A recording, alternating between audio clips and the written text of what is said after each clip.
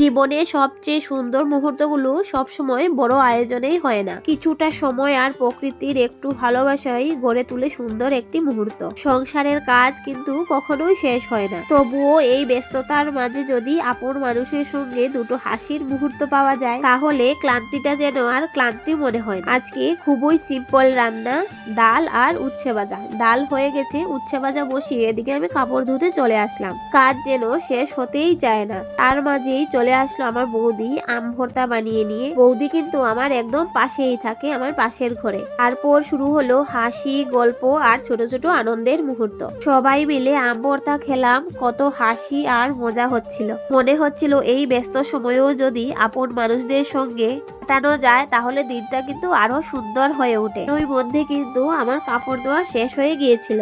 ঠিক কিছুক্ষণ পর নেমে এলো বৃষ্টি, আর বৃষ্টিটা দেখে খুব আনন্দই হচ্ছিল, কেননা একদিকে হচ্ছিল রোদ আর অন্যদিকে হচ্ছে বৃষ্টি। আবার বৃষ্টি থামতে না থামতেই কিন্তু আকাশে উকি দিল এই যে কি সুন্দর রামধনু। তখনই মনে হলো জীবনের সুখও ঠিক এমনই, ছোট ছোট মুহূর্তে আর প্রিয় মানুষের পাশে।